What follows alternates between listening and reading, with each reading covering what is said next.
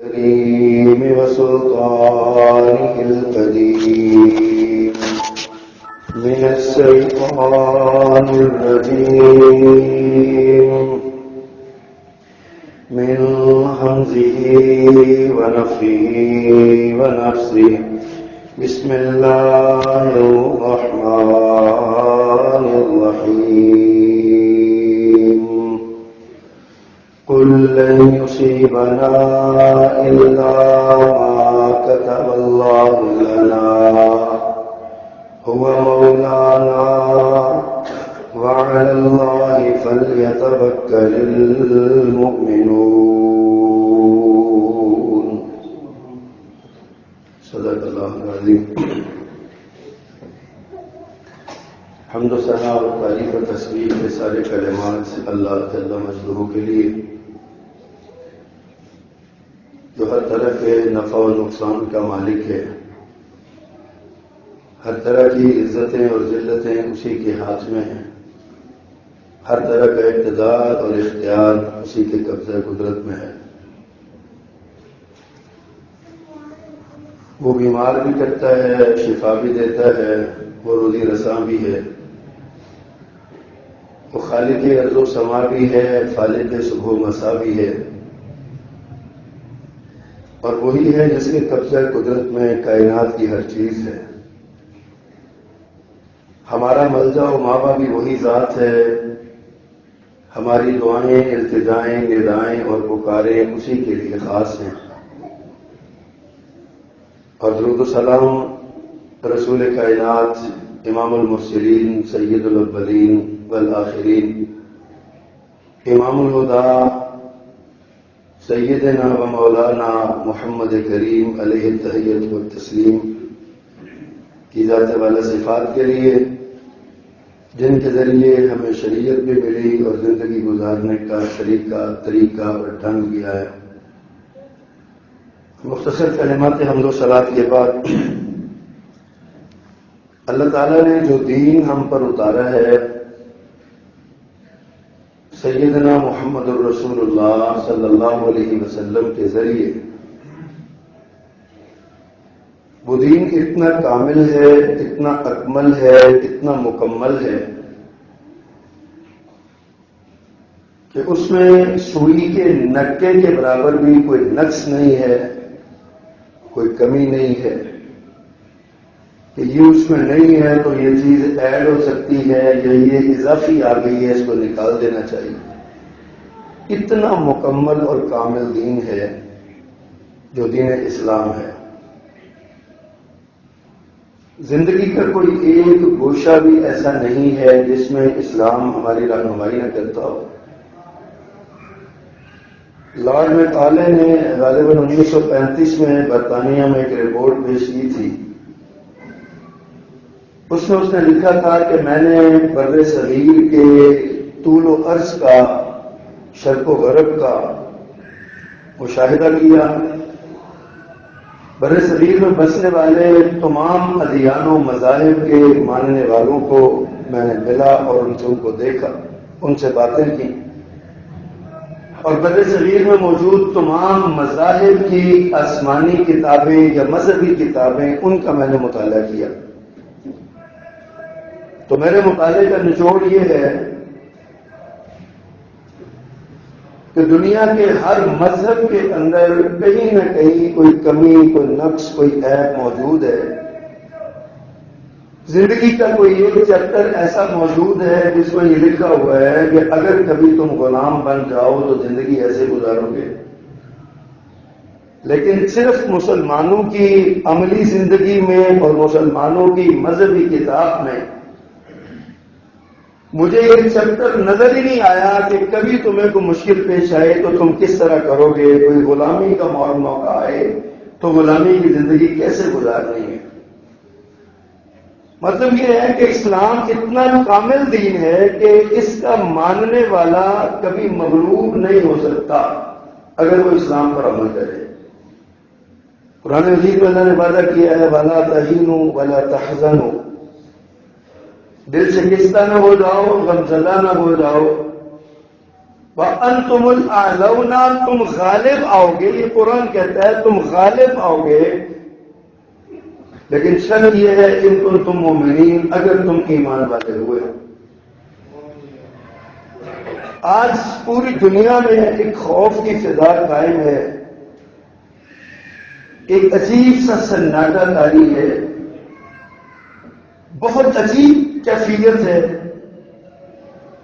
لوگ سانس لینا بھی لوگوں کو مشکل ہو رہا ہے، گھٹن ہے، تنگی ہے، ہاتھ ملانے سے منع کر دیا گیا ہے، پاس بیٹھنے سے منع کر دیا گیا ہے، اور خوف کی یہ کیفیت ہے کہ ناقابل بیان ہے اور ناقابل برداشت ہے۔ سوال یہ ہے کہ کیا ایسی صورت میں دین اسلام ہماری رہنمائی نہیں کرتا؟ آج جب ہمیں جان کا خوف ڈالا جا رہا ہے، اگر یہ کیا تو مر جاؤ گے، اگر ایسا ہوا تو مر جاؤ گے، اگر ایسا ہوا تو مر جاؤ گے، میں سمجھتا ہوں کہ ہمارے ایمان سے تو کہیں زیادہ عرب کے اس بدو کا ایمان تھا، اس پنڈو سے بندے کا ایمان تھا جسے کہا گیا کہ تم مر جاؤ گے، تمہیں مرنے کا ڈر نہیں ہے؟ تو اس نے کہا تھا مرنے کے بعد کہاں جاؤں گا، کیا ہوگا؟ کہا اللہ سے ملاقات ہوگی۔ کہا پھر مرنے کا ڈر کس بات کا؟ جب مرنے کے بعد اللہ سے ملاقات ہوگی وہ ڈر کس بات کا؟ پیارے پیغمبر صلی اللہ علیہ وسلم نے فرمایا تھا عنقریب ایک وقت آنے والا ہے کہ لوگ تم پر، دشمن تم پر ایسے ٹوٹ پڑیں گے جیسے بھوکے دسترخوان پر ٹوٹتے ہیں۔ صحابہ کرام نے اس کی اللہ کے پیغمبر نحن من قلت یومئذ، کیا اس دن ہم تعداد میں تھوڑے ہوں گے؟ دشمن جو ایسے ٹوٹے گا ہم پہ، کیا ہماری تعداد نہیں ہوگی؟ فرمایا نہیں، بل انتم کثیر، تم بہت بڑی تعداد میں ہوگے، لیکن تمہارا وزن سمندر کی جھاگ جیسا ہوگا، جس طرح جھاگ کا وزن ہے اتنا سا وزن بھی تمہارا نہیں ہوگا۔ صحابہ کرام پریشان ہو گئے، اللہ کے پیغمبر کیوں ایسا کیوں ہوگا، کیوں یہ دن ہمیں دیکھنا پڑے گا؟ فرمایا اس لیے کہ تمہیں اس وقت وہن کی بیماری لگ جائے گی۔ پوچھا اللہ کے پیغمبر وہن کی بیماری، وہن کیا ہے؟ مل وہن، وہن کیا ہے؟ میرے آقا نے ارشاد فرمایا حب الدنیا وکراہیت الموت، دنیا کی محبت تمہارے رگو ریشے میں آ جائے گی اور موت سے کراہت اور نفرت تمہیں ہوگی، تمہارا مرنے کو جی نہیں جائے گا۔ آج پوری دنیا میں یہی خوف ہے،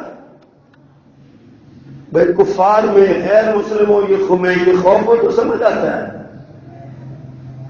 لیکن مسلمان معاشروں میں، مسلمان ملکوں میں موت کا یہ خوف پیدا کرنے کا کیا سلیقہ ہے اور کیوں ایسے ہوتا ہے؟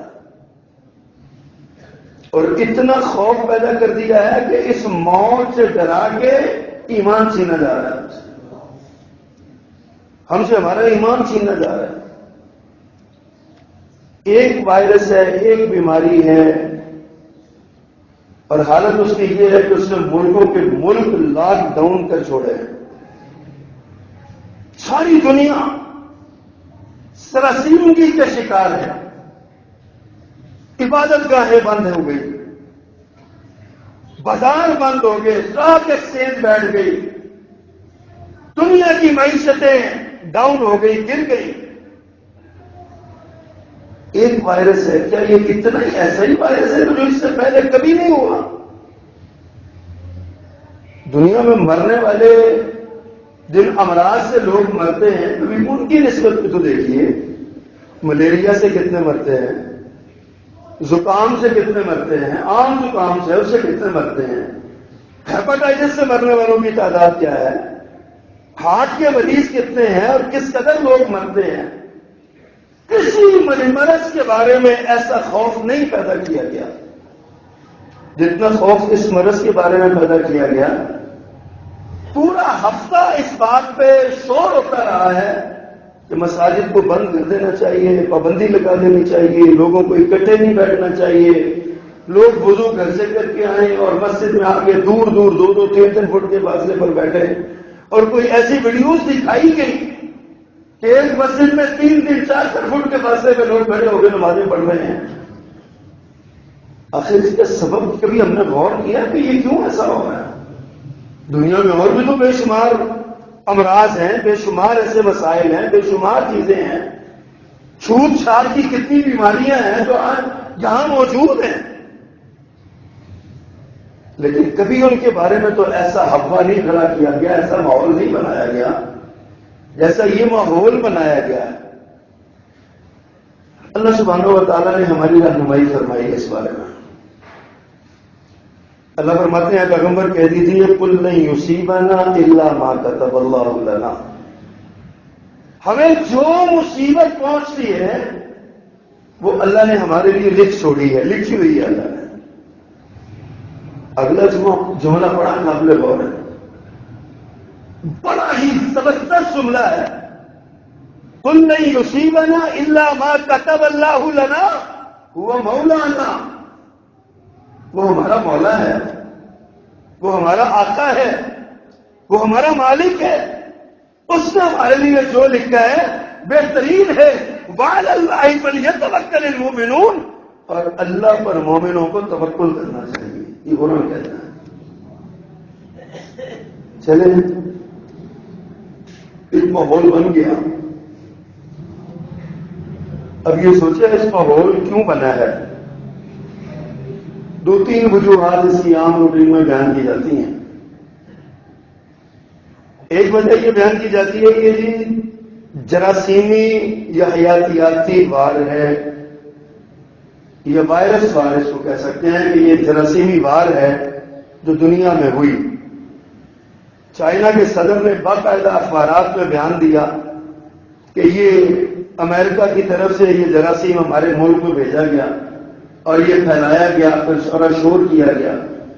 اس پر امریکہ کے اندر چائنیز سفیر کو بلایا گیا، دفتر خارجہ نے طلب کیا اور شدید احتجاج کیا اس پر۔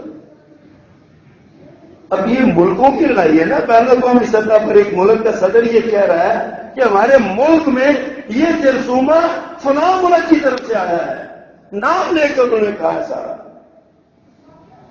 اور اس لیے کہ ہماری معیشت کا بیڑا غرق کر دیا جائے، اس لیے کہ ہمارے جو بڑھتے ہوئے تجارتی تعلقات ہیں ان کو ختم کر دیا جائے، اس لیے کہ ہماری معیشت کی کمر توڑ دی جائے، ہم مضبوط ہوتے ہوئے استحکام کا شکار ہوتا ہوا ہمارا ملک وہ ڈھہ جائے، ختم ہو جائے، اس لیے یہ کیا گیا ہے۔ ایک وجہ یہ ہو سکتی ہے، یہ وجہ کوئی بڑی بات نہیں ہے۔ آج کے دور میں اس سے پہلے کیمیکل وار ہو چکی ہیں، جب ایٹامک بم چلایا گیا تو ساری دنیا کے ضمیر نے کہا کہ نہیں جی یہ بم نہیں چلانے چاہیے، ایٹم بم بنانے پر پابندی لگا دی گئی اور سارا سلسلہ ہوا، پھر ایک نیا طریقہ ڈھونڈ لیا گیا، اس طرح کا طریقہ جو ہے نا وہ ڈھونڈا گیا۔ کچھ لوگوں نے کہا کہ یہ موسمیاتی تبدیلیوں کا نتیجہ ہے، موسم چینج ہو رہا ہے، اس کا دائرہ بڑھ رہا ہے، سردیاں گرمیوں میں گھس رہی ہیں، گرمیاں سردیوں میں گھس رہی ہیں۔ ابھی دیکھیے نا چند سال پہلے اس مہینے میں شدت کی گرمی ہوتی تھی، لیکن ابھی رضائیاں نہیں جو ہے نا وہ رات کو رکھی گئی، لوگ رضائیاں لے کے سوتے ہیں۔ کل پہلا دن تھا جس میں کچھ تلخی اور کچھ گرمی محسوس ہوئی ہے، اس سے پہلے ٹھنڈ ہی ٹھنڈ تھی، اور ابھی محکمہ موسمیات کہہ رہا ہے کہ اتوار سے پھر بارشوں کا سلسلہ منگل تک متوقع ہے۔ یہ موسمیاتی اور کلائمیٹ چینجنگ کا یہ سارے معاملات ہیں، یہ بھی ایک وجہ ہو سکتی ہے اس وائرس کی۔ اور تیسری وجہ خوراک کی بے احتیاطی ہے۔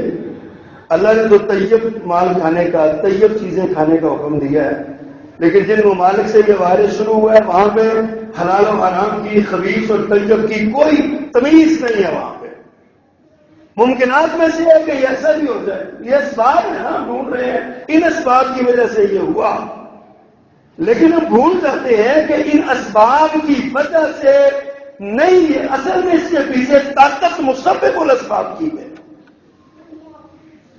اور یہ فرق ہے ایک مومن اور کافر کی زندگی میں، غیر مومن کی زندگی میں۔ مومن یہ سمجھتا ہے کہ یہ سارا کچھ جو ہے یہ اللہ کی طاقت ہے، اللہ سبحانہ و تعالیٰ جس طرح چاہتے ہیں کرتے ہیں۔ پچھلے دنوں بڑا شور تھا نا اس بات کا میرا جسم میری مرضی، میرا جسم میری مرضی. کسی نے کالم دین سے پوچھا جناب یہ کیا ہو رہا ہے؟ انہوں نے بڑا خوبصورت جواب دیا. انہوں نے اللہ نے کہا میری زمین میری مرضی، یہ زمین میری ہے اور میں نے اس پہ کیا جو بھی کیا میں کرتا ہوں اس پہ، میری زمین میری مرضی. یہ بھول جاتے ہیں ہم کہ یہ زمین، یہ آسمان، یہ انسان، یہ جنات، یہ مخلوقات ساری اللہ کی ملکیت ہے. اللہ ان کا خالق بھی ہے اور مالک بھی ہے. ہم یہ بھول جاتے ہیں. اللہ سبحانہ و تعالیٰ نے یہ کام کیا ہے، اور کیا یہ پہلی بار ہوا ہے؟ قرآن مجید میں بتاتا ہے جہاں بنی اسرائیل کے تذکار ہیں وہاں بتاتا ہے کہ اس قوم پہ کبھی طوفان، کبھی ٹڈیاں، کبھی جوئیں، کبھی خون، کیسے کیسے عذاب ان پر آئے. تاریخ کا یہ ایک واقعہ ہے، یہ عذاب آئے وباؤں کی صورت میں. یہ پہلے اللہ اکبر. پھر اسی طرح جب یثرب میں رسول اللہ صلی اللہ علیہ وسلم تشریف لائے، مدینہ منورہ بنا، تو آتے ہی یہاں پہ وبا پھیل گئی. اور وبا، بیماری کی وبا ایسی زبردست پھیلی کہ جناب بلال، جناب ابوبکر صدیق رضی اللہ تعالیٰ عنہ جیسی شخصیات اس قدر پریشان ہوئی، مکہ کو یاد کر کر کے رونے لگی. جیسے بچہ بلکتا ہے نا اپنے گھر جانے کے لیے، ویسے رونے لگی. اور رسول اللہ صلی اللہ علیہ وسلم کے پاس آ کے اجازت چاہیے، ہمیں اجازت دیجیے، ہم سے یہاں نہیں رہ جاتا، ہم مکہ میں واپس آتے ہیں. حالانکہ مکہ گرم ہے، مدینہ نسبتاً ٹھنڈا علاقہ ہے. لیکن جناب صدیق اکبر نے کہا کہ یہ وبا پھیل گئی ہے، لہذا مجھے یہاں سے اجازت دیجیے، میں جانا چاہتا ہوں. اسی طرح بنو عباس کے دور میں ایک بار المقتدی باللہ، بامر اللہ کی حکومت تھی. اس حکومت میں بھی یہ اس طرح کی وبا پھیلی، اور حالت یہ تھی کہ طوفان اور آندھیاں تو آتی تھی، لیکن اس وبا نے درختوں کے پتے تک جھاڑ کے پھینک دیے تھے، درخت ننگے کر دیے تھے سارے. اسی طرح 764 ہجری میں ایک بار یہ مصر میں ایسی طاعون کی وبا پھیلی تھی. یہ وبائیں، یہ امراض، یہ مصیبتیں، یہ مشکلات اللہ کی طرف سے آتی ہیں. اور اللہ سبحانہ و تعالیٰ نے یہ کہا ہے کہ قُل لَن يُصِيبَنَا إِلَّا مَا كَتَبَ اللَّهُ لَنَا. اللہ نے یہ سارا کچھ ہمارے لیے لکھا ہے جو ہم تک پہنچی. چلیں مصیبت آ گئی، لیکن کیا اس کا یہ مطلب ہے کہ ہم اس کو بھائی اس کا مذاق اڑائیں؟ آپ کے اس معاشرے میں آپ نے سوشل میڈیا پر دیکھا ایک کالج کے لڑکے، کالج کے اتنی میچور لڑکے، اور وہ کالج کے وہاں پہ چھٹیوں کا اعلان ہوا تو باہر نکل کے ان کالج کے لڑکوں نے نعرے لگائے کرونا وائرس زندہ باد.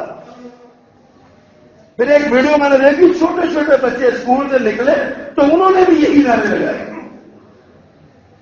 کیا جب اللہ کا عذاب آئے یا مشکل آئے تو اس طرح مذاق اڑایا کرتے ہیں؟ اس کا اس طرح اللہ کی غیرت کو چیلنج کیا کرتے ہیں. ان بچوں کو کس نے یہ سارا سکھایا؟ کس نے یہ سکھایا؟ اپوزیشن حکومت پہ چڑھی ہوئی ہے، حکومت اپوزیشن میں برس رہی ہے. اصل جو مسائل ہیں ان کی طرف توجہ ہی نہیں ہے کسی کی. پوری دنیا میں ایک مصیبت کی کیفیت ہے، لیکن یہ نہیں سوچتے کہ یہ مصیبت آئی کیوں ہے، یہ مصیبت پھیلی کیوں ہے. بس ایک کہانی ہے، آگے سے آگے سے جس کا جو جی چاہتا ہے وہ اس کے بارے میں کہہ دیتا ہے. ہر بندہ حکیم اور ڈاکٹر بنا ہوا ہے، ہر بندہ کہہ رہا ہے کہ میرے پاس اس کا علاج ہے، میرے پاس اس کا علاج ہے، میرے پاس اس کا علاج ہے. اور جو بات جہاں سے آتی ہے بالکل نہیں دیکھتے کہ اس میں سچائی ہے کہ نہیں ہے، یہ کیا معاملہ ہے. مجھے دوست بتا رہا تھا کہ اسرائیل کے اندر سے 500 ایسے اکاؤنٹ پکڑے گئے ہیں سوشل میڈیا کے جن کے ذریعے اس کے بارے میں افواہیں پھیلائی جا رہی ہیں. ہمیں تو خبر چاہیے نا، جیسے یہ آگے ہم تو فٹافٹ شیئر کرتے ہیں، اس کو آگے پھیلاتے ہیں. ہم سمجھتے ہیں کہ سب سے پہلے یہ خبر میری طرف سے جانی چاہیے. خوف کی فضا ہے، ایک عجیب سی کیفیت طاری کی گئی ہے. اللہ اکبر. ہم دین اسلام کے ماننے والے ہیں، دین ہماری کیا رہنمائی کرتا ہے؟ ایک تو یہی بات جو ہے فرمایا کل نہیں یصیبنا الا ما كتب اللہ لنا هو مولانا وعلى الله فليتوكل المؤمنون. ایک اور مقام پہ اللہ فرماتے ہیں فلنذيقنهم من العذاب الادنى دون العذاب الاكبر لعلهم يرجعون. ہم بڑے عذاب سے پہلے چھوٹے چھوٹے عذابوں کے جھٹکے دیتے ہیں لعلہم یرجعون، تاکہ یہ پلٹ آئیں، اللہ کی طرف پلٹ آئیں۔ ان مصیبتوں کا خلاصہ یہ نکلا، قومی ہو یا انفرادی ہو، یہ جو مصیبتیں جھٹکے لگتے ہیں نا، یہ اس لیے لگتے ہیں کہ بندے اللہ کی طرف پلٹ آئیں، رجوع اللہ ہو جائے، لوگ اللہ کے سامنے آ کے عاجزی کرنے لگ جائیں۔ تاریخ میں ایک ایسی قوم گزر چکی ہے، قرآن نے اس کا ذکر کیا، جس کو قوم یونس کہتے ہیں علیہ السلام۔ جب ان پر جناب یونس علیہ السلام یہ کہہ کے نکل گئے تو اس قوم نے آپس میں مشورہ کیا اور سوچا کیا کریں۔ تو اس قوم نے پھر کیا حل نکالا؟ بڑوں نے کہا نبی اللہ کی یونس علیہ السلام کہہ گئے ہیں عذاب آ جانا ہے، اللہ سے پناہ مانگ لو۔ انہوں نے کیا کیا؟ سارے جنگلوں میں نکل گئے اور کھلے میدان میں جا کے ماؤں سے بچے چھین کے بچے الگ کر دیے، ماؤں کو الگ کر دیا، نوجوان الگ ہو گئے، بوڑھے الگ ہو گئے، اور سارے اللہ کے سامنے رونے لگے، گڑ گڑانے لگے، یا اللہ عذاب سے بچا دے، اللہ عذاب سے بچا دے۔ اللہ نے ان پر آیا ہوا عذاب جس کے آثار ظاہر ہو رہے تھے، اللہ نے وہ آیا ہوا عذاب ان کے رجوع اللہ کی وجہ سے ٹال دیا تھا اور ان کو معاف کر دیا۔ ہمیں یہ بھول گیا ہے کہ یہ کام ہے کرنے والا، ہمیں یہ بھول گیا ہے کہ یہ کام۔ جب حضرت موسیٰ علیہ السلام کی قوم پر یہ ٹڈیوں کا، جوؤں کا، خون کا، طوفان کے عذاب آئے تھے تو کیسے وہ واپس گئے تھے؟ ساری قوم مل کے آگے موسیٰ علیہ السلام سے دعا کرتی تھی ایک بار معافی دے دیں، ہم آپ پر پکا ایمان لائیں گے، اب دوبارہ ایسی غلطیاں نہیں کریں گے، ہمیں معاف کر دیں، ایک بار معافی دلوا دیں۔ حضرت موسیٰ علیہ السلام اللہ سے دعا کرتے، اللہ تعالیٰ معاف کر دیتے، عذاب ٹل جاتا۔ دعا کی طاقت سے عذاب ٹلتا تھا۔ جناب موسیٰ علیہ السلام نے جو دعا کی، آپ دیکھیے آج تک کسی مسلمان حکمران نے، غیروں کی تو وہ بات ہی نہ کرتا، کسی مسلمان حکمران نے آفیشلی باضابطہ اپنے قوم سے کہا ہو کہ ساری قوم مل کے اللہ سے معافی مانگے گناہوں کی۔ ہم جس عذاب کا شکار ہیں ہمیں اللہ بھلا دیا گیا ہے، بالکل بھلا دیا گیا ہے، ہمیں رجوع کا سبق ہی نہیں ہے کہ اس طرح پلٹ کے آنا ہے۔ یہ عذاب اللہ کی طرف سے آیا، اس سے ڈر جاؤ۔ لوگ بڑھ رہے ہیں، اجتماعی طور پہ لوگ موت کا شکار ہو رہے ہیں، اس سے ڈر جاؤ، بچ جاؤ، اللہ کی طرف، اللہ کے دروازے پہ آ کے معافی مانگو۔ لیکن ایسی کوئی بات نہیں ہے، کوئی کیفیت نہیں ہے، کوئی حالت ایسی نہیں۔ نبی مکرم صلی اللہ علیہ وسلم کی بات میں نے سنائی، مدینہ میں جب آئی یہ وبا تو کیسے واپس گئی تھی؟ سیرت کی کتابوں میں، احادیث کی کتابوں میں یہ بات موجود ہے، پیارے پیغمبر صلی اللہ علیہ وسلم نے اللہ سے دعا مانگی تھی، یا اللہ مدینے کو وباؤں سے پاک کر دے۔ میرے پیغمبر کی دعا قبول ہوئی، وبا ختم ہوئی، ورنہ وہ وبا تو پہلے ہوئی تھی، دعا کی طاقت سے وبا ختم ہوئی۔ یہ رجوع اللہ ہے۔ لیکن ہمارا چونکہ اللہ سبحانہ و تعالیٰ ہماری زندگی سے نکل چکا ہے نا، اللہ کا نام نکل چکا ہے، ہمیں اللہ سے کوئی تعلق واسطہ نہیں ہے، ہم بس ایک روٹین کی ایک کاروائی ہے جو ہم کرتے ہیں، اللہ من شاء اللہ، سب کی بات نہیں کر رہا، لیکن جنرلی پوری قوم اور پوری دنیا میں جو کیفیت ہے اس کا نقشہ آپ کے سامنے رکھتا ہوں۔ یہ کیفیت ہے، اس لیے خوف پڑا ہے، خوف پڑا ہے، لیکن رجوع کی طرف کوئی اسباب نظر آ رہے ہیں، لیکن ان کا حل کرنے کے لیے کوئی تیار نہیں۔ سید عمر فاروق رضی اللہ تعالیٰ عنہ جا رہے تھے فلسطین فتح کرنے کے لیے، کہ فلسطین کے دورے پر جا رہے تھے، تو راستے میں نا اللہ اکبر ایک مقام پہ پہنچے تو وہاں پہ رک گئے، کسی نے آ کے خبر دی تھی اگلی بستی میں طاعون پھیلا ہوا ہے، طاعون پھیلا ہوا اگلی بستی میں۔ حضرت عمر رک گئے، فرمایا آپ ایک ہائی آفیشلی بڑا، ایک بہت بڑا وفد لے کے جا رہے ہیں آپ، تو آپ کے لیے یہ مناسب نہیں ہے، نقصان ہوگا، آپ یہاں سے پلٹ جائیں۔ مشورہ دینے والے مشورہ دیا، حضرت عمر رضی اللہ تعالیٰ نے اپنی ٹیم سے مشاورت کی اور اس مشاورت کے نتیجے میں رک گئے اور وہاں سے واپس پلٹ گئے۔ عبدالرحمن بن عوف رضی اللہ تعالیٰ اس مقام پر موجود تھے جہاں طاعون پھیلا ہوا تھا۔ جب ان کو پتا چلا تو انہوں نے رسول اللہ صلی اللہ علیہ وسلم کی حدیث سنائی، انہوں نے کہا کہ میں نے پیارے پیغمبر صلی اللہ علیہ وسلم سے سنا ہے کہ جہاں طاعون پھیلا ہوا ہو، وبا پھیلی ہوئی ہو، وہاں پہ نہ جاؤ، اور اگر وہاں پہ موجود ہو تو وہاں سے نکلو نہ باہر۔ تو حضرت عمر رضی اللہ تعالیٰ نے سنت کے مطابق عمل کیا، درست کیا، وہ چلے گئے واپس تو بہترین کام کیا۔ حضرت عمر رضی اللہ تعالیٰ نے سنت پر عمل کیا۔ آج ہم نہ ہم اللہ کے قوانین کو مانتے ہیں اور نہ سنت کو مانتے ہیں، نبی مکرم صلی اللہ علیہ وسلم کے فرمان کو مانتے ہیں۔ احتیاط بہت کہتے ہیں، احتیاط کیجیے بھائی، ضرور کیجیے، کون منع کرتا ہے، پیارے پیغمبر کی سنت ہے۔ حضرت عمر نے احتیاط ہی کی تھی نا، وہاں سے پلٹ آئے تھے اور نہیں گئے تھے، یہ احتیاط تھی۔ احتیاط بھی کیجیے، علاج بھی کیجیے، کوئی شک نہیں ہے، مجھے کوئی انکار نہیں ہے اسے، نہ ہی کسی آج تک کسی عالم دین نے انکار کیا ہے۔ علاج بھی سنت ہے، حکم ہے پیارے پیغمبر صلی اللہ علیہ وسلم کا، اور احتیاط بھی سنت ہے۔ میرے نبی صلی اللہ علیہ وسلم نے آپ کے لوگ بیعت کرنے کے لیے آئے تو ایک قبیلہ آیا، اس قبیلے میں ایک شخص کوڑ کا مریض تھا، جذام کا کوڑ کا مریض تھا۔ وہ آپ کے پاس آیا، اس نے بھی کہا کہ میں بھی بیعت کرنا چاہتا ہوں جیسے عام لوگ آپ کے ہاتھ رکھ کے بیعت کرتے ہیں۔ نبی صلی اللہ علیہ وسلم نے اس کو روک دیا، فرمایا کہ آپ کی بیعت زبانی ہو گئی، آپ اپنی جگہ پر رہیں، آپ کی بیعت ہو گئی، آپ مسلمان ہو گئے، آپ کی بیعت زبانی قبول ہے مجھے۔ یہ احتیاط کا تقاضا تھا، آپ نے احتیاط کی، کوئی شک نہیں ہے، لیکن احتیاط کے چکر میں ایمان کو ضائع نہیں کرنا چاہیے۔ یہ ایک مرض ہے، موٹی موٹی علامتیں ڈاکٹر اس کی بتاتے ہیں۔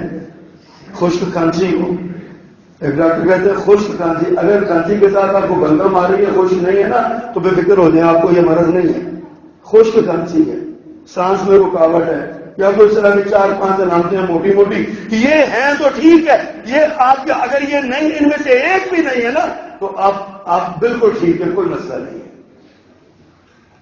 لیکن احتیاط کے نام پہ یہ جو کیا جا رہا ہے، مسجدوں کو بند کرتے ہیں۔ کل ایک ڈاکٹر صاحب کا بیان آیا، انہوں نے کہا جی جتنے ڈاکٹر اسپتالوں نا داڑیاں کٹوا دیں، داڑھی بھی وائرس پھیلنے کا ذریعہ بنتی ہے، بھائی گردنیں بھی کٹوا دیں، یہ بھی تو وائرس پھیلنے کا ذریعہ بنتی ہے نا، ہسپتالوں کی دوائیاں بھی تو وائرس پھیلنے کا ذریعہ بنتی ہیں۔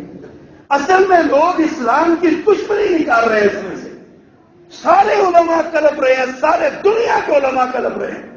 اگر حرمین کے اندر احتیاط کی گئی ہے کہ مطاف کو بند کیا گیا، تو وہاں کے علماء کے فتوے کے بعد بند کیا گیا، وہاں کے علماء نے فتویٰ دیا تھا، اور وہاں کے علماء کو کچی روٹی پکی روٹی پڑے ہوئے مولوی نہیں ہیں کہ جنہوں نے ایک کتاب پڑھی یا مسلم میں کھڑے ہو گئے، 2 ہیکیاں لگائی اور بہت بڑے مفتی بن گئے۔ وہاں کے سارے ائمہ حرم جتنے ہیں، مفتی ہیں، ڈاکٹر ہیں، پی ایچ ڈی اسکالر ہیں، کئی زبانوں کے ماہر ہیں، پوری دنیا پہ نظر ہے، عدالتوں کے چیف جسٹس ہیں، انہوں نے فتویٰ دیا ہے تو حرمین کا مطاف وغیرہ اور یہ لہنگے بند کیے گئے، علماء کے کہنے پر بند ہوا۔ آج یہاں بھی ہمارے علماء، پاکستان کے علماء بھی یہی کہہ رہے ہیں، سارے احتیاط کر لیں جتنی کر سکتے ہیں، کوئی غلط نہیں کرنی چاہیے، لیکن کس کی آڑ میں زندگی کو مفلوج کر دینا، خوف زدہ کر دینا، مسجدوں کو تالے لگا دینا، جہاں اللہ نہ کرے، اللہ نہ کرے۔ اگر کہیں ایسی صورتحال ہے تو احتیاط کر سکتے ہیں، آپ احتیاطی تدبیر اختیار کی جا سکتی ہے، لیکن جہاں ایسی کوئی بات ہی نہیں ہے۔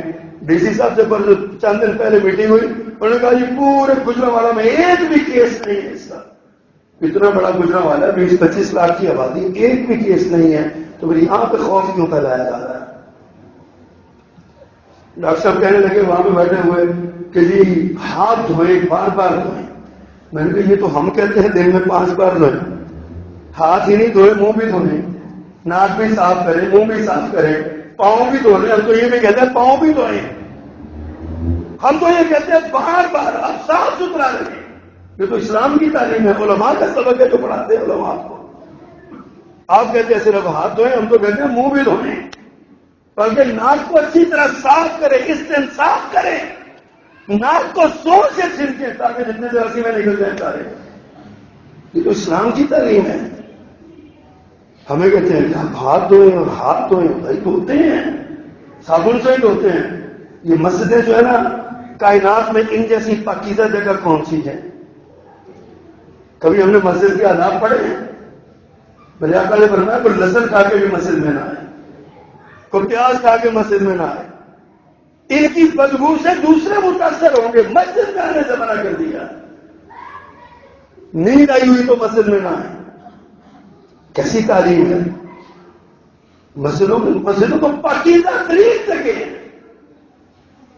لیکن زور اچھا مزے کی بات ہے، سارا زور لگایا مسجدوں پہ جا رہے ہیں، مسجدیں بند کر دی، مسجدوں کو بند کر دیا جائے، مسجدوں کو بند کر. او بھائی ہم کہتے ہیں ضرور کریں، جہاں ایسا اللہ نہ کرے، اللہ نہ کرے، ملک کے کسی کونے میں اگر ایسی وبا موجود ہے اس علاقے کے مسئلے کر دیں بند، کوئی اعتراض نہیں، لوگ گھروں میں نماز پڑھ لیں. اسلام اتنا تنگ دل نہیں ہے، اسلام کی تعلیمات بڑی واضح، بڑی کشادہ ہے. چلے ایک وبا پھیل گئی، سلسلہ ہو گیا، اب مومن ہونے کے ناطے ہماری ذمہ داری کیا ہے؟ میں نے عرض کیا جان بچائیں، شعور بچائیں. قرآن نے کہا لا تلقوا بأیدیکم الی التہلکہ، اپنے آپ کو ہلاکت میں نہ ڈالو. ضرور بچائیں، جان فرض ہے جان بچانا، لیکن جان کی قیمت پہ ایمان ضائع کر دینا حضرات یہ ہمارا نہیں ہے، یہ گوارا نہیں ہے کہ جان بچانے کے لیے ایمان ضائع کر دیا جائے. یہ اسلام کی تعلیم نہیں ہے. اب اسلام سبق کیا دیتا ہے؟ اللہ اکبر، قرآن میں حدیث میں آتا ہے من یرید اللہ بہ خیرا یصیب منہ. اللہ جب کسی سے بھلائی کا، یہ پیارے پیغمبر کا فرمان ہے، کسی مولوی کی بات نہیں ہے. آپ نے ارشاد فرمایا من یرید اللہ بہ خیرا، اللہ جس سے بھلائی کا ارادہ کرتا ہے نا، یصیب منہ، اس پر کوئی مصیبت ڈال دیتا ہے، کوئی آزمائش اس پر آ جاتی ہے، اللہ کی طرف سے یہ بھلائی ہوتی ہے. اللہ اکبر. دوسری حدیث ہے، فرمایا ما من مسلم یصیبہ اذى الا حاط اللہ عنہ خطایا. کسی مسلمان کو جب کوئی اذیت پہنچتی ہے، تکلیف پہنچتی ہے، تو اللہ پاک اس کے ذریعے گناہ مٹا دیتا ہے. تیسری حدیث پہ غور کیجیے، فرمایا کہ جب مسلمان پر کوئی مصیبت آتی ہے تو کوئی بھی مصیبت اس پر آئے اس پر صبر کرتا ہے، حتیٰ کہ اگر اس کو کانٹا چبھے تو اس کانٹا چبھنے پر بھی اس کے اجر میں اضافہ ہوتا ہے. پانچویں حدیث پہ غور کیجیے. چوتھی حدیث پہ اللہ فرماتے ہیں بیمار بندہ بیمار ہو جائے نا، پیارے پیغمبر نے کہا فرمایا تو بیماری کے بدلے میں گناہ معاف ہوتے ہیں. بندہ بیمار ہو جائے نا، جتنا بیمار ہوگا اتنے اس کے گناہ جھڑتے جائیں گے، درجات بلند ہوتے جائیں گے. حتیٰ کہ میں ایک حدیث پڑھی آج میں حیران رہ گیا. پیارے پیغمبر نے ارشاد فرمایا کسی کی رگ جو ہوتی ہے نا، ایک رگ وین، اگر خدا نخواستہ کسی وجہ سے تکلیف کا شکار ہو اور یہ پھڑکے نا کبھی، تو اس رگ کے پھڑکنے پر بھی اللہ اجر میں اضافہ کرتا ہے. مومن کی تو زندگی بڑی عجیب اور بڑی کمال زندگی ہے. مومن کے لیے تو یہ بہت آسان ہے. اور پیارے پیغمبر صلی اللہ علیہ وسلم نے بہت ساری تعلیمات دی ہیں. نبی محترم صلی اللہ علیہ وسلم کا ایک فرمان ہے، یہاں پہ عقیدے کی بات ہوئی ہے، عقیدے کی. میں نے آغاز میں عرض کیا نا، بیماری ہے، پھیلی ہوئی ہے، ایک ماحول بنا ہوا ہے، دنیا دیکھ رہی ہے، خطرہ ہے، کوئی شک نہیں ہے. ہونا احتیاطی تدابیر ہو رہی ہے، ساری دنیا میں ہو رہی، ہونی چاہیے، ہمارے یہاں بھی ہونی چاہیے. صفائی کا احتیاط خیال کرنا چاہیے، ہاتھ دھونے چاہیے. ہم کہتے ہیں دھوئیں آپ. اگر آپ کو خدا نخواستہ کو محسوس ہو رہا ہے علاج کروائیں، ڈاکٹر کے پاس جائیں. مرض سے بھاگنا نہیں چاہیے، علاج کروانا چاہیے. اپنے آپ کو پیش کریں کہ میرا یہ جناب معاملہ مجھے خدشہ لگ رہا ہے، میرا چیک اپ کیجیے، میرا علاج کیجیے، مجھے دوائی دیجیے، میری جان بچائیے. سارا کچھ اپنی جگہ میں بجائے اس کا کوئی انکار نہیں کرتا.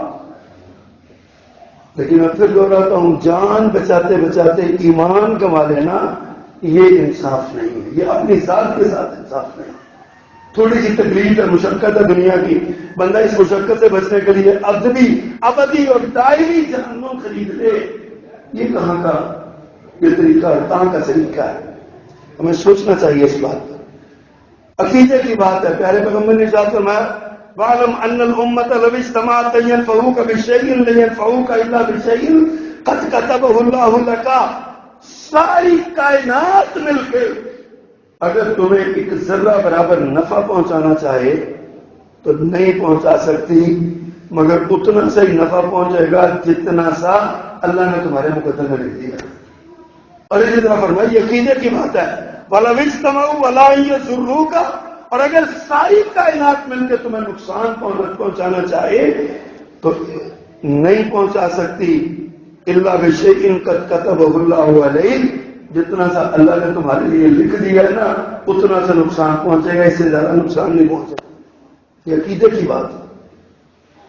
سب سے بڑی بات میں ایسے کہتا ہوں، یریدون لیطفئوا نور اللہ بافواہہم، لوگ منہ کی پھونکوں سے اسلام کے چراغ کو بجھانا چاہتے ہیں، لوگ ہم سے ہمارا ایمان چھین لینا چاہتے ہیں اور بہانے بن جاتے ہیں اس طرح کی چیزوں کے، مسائل کے، آلام کے، مشکلات کے، تکالیف کے، یہ بہانے بن جاتے ہیں، اللہ کی طرف نہیں ہوتا ہے۔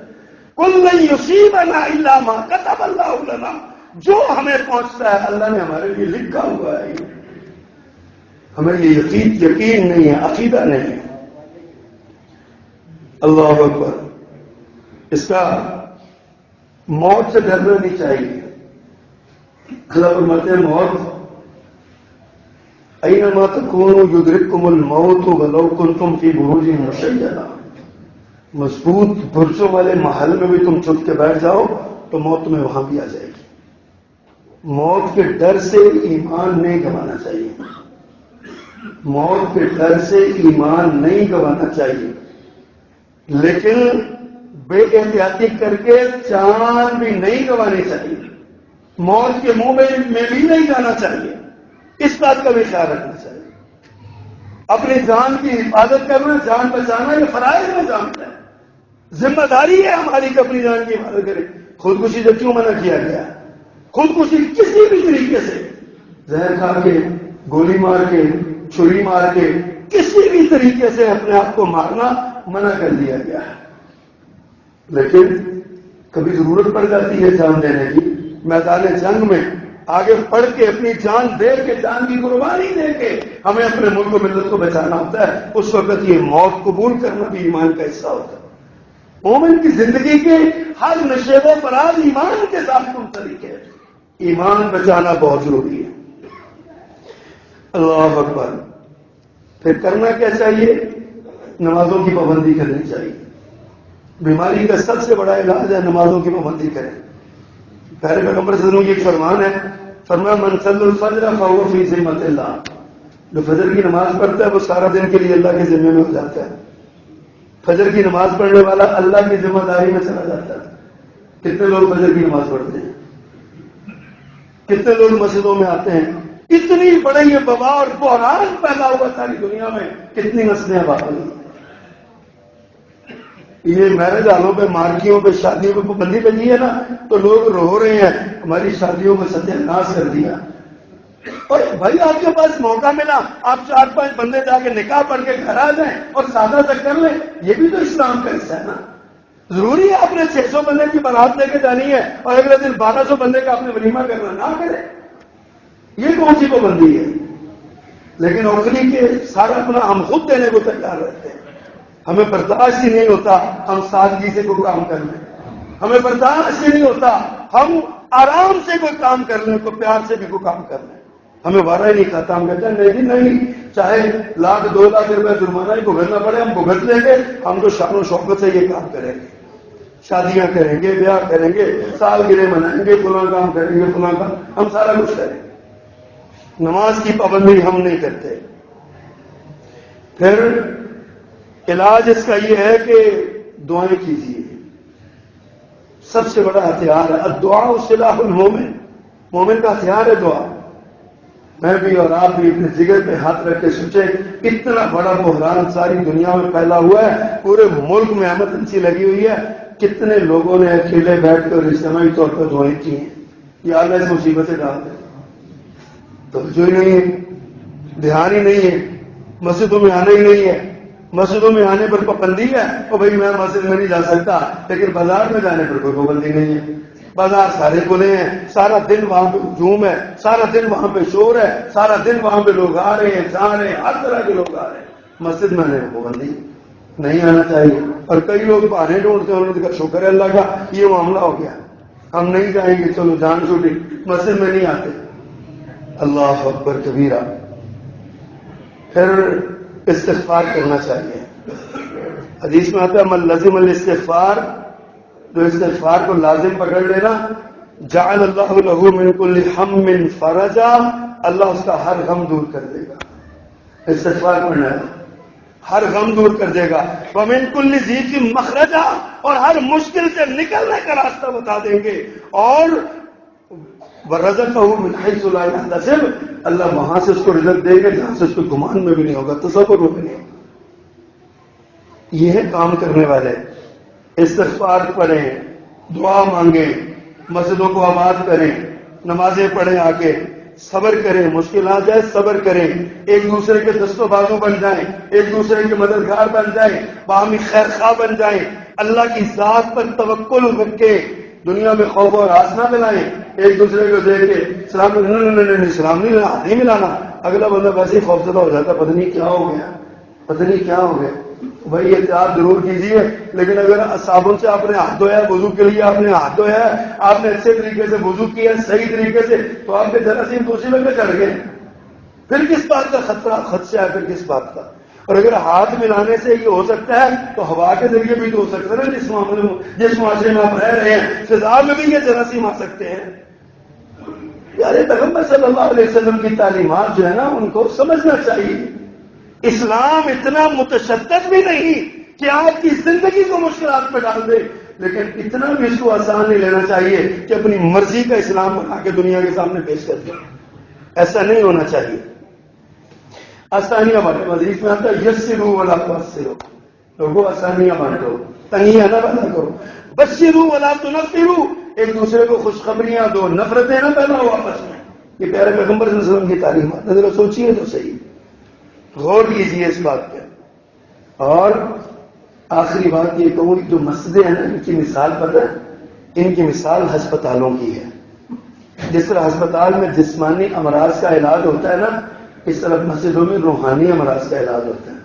ایمان کو تقویت ملتی ہے، توکل کو تقویت ملتی ہے، محبت میں اضافہ ہوتا ہے، ایک دوسرے سے خیر خواہی کے جذبات پیدا ہوتے ہیں۔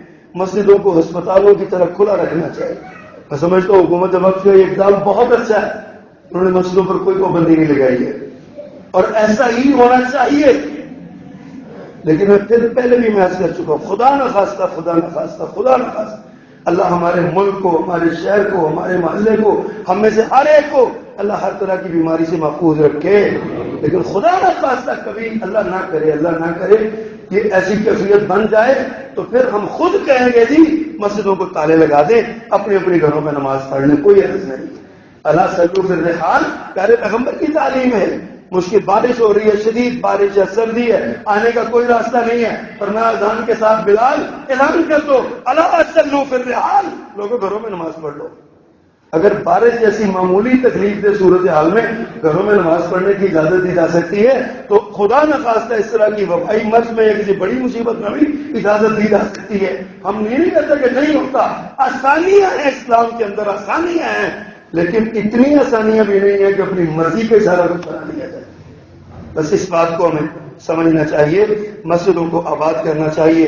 اللہ سبحانہ و تعالی ہمیں مسجدوں کو آباد کرنے والا بنائے، اللہ ہماری مشکلات کو ہم سے دور کر دے۔ سبحان ربک رب العزت عما یصفون وسلام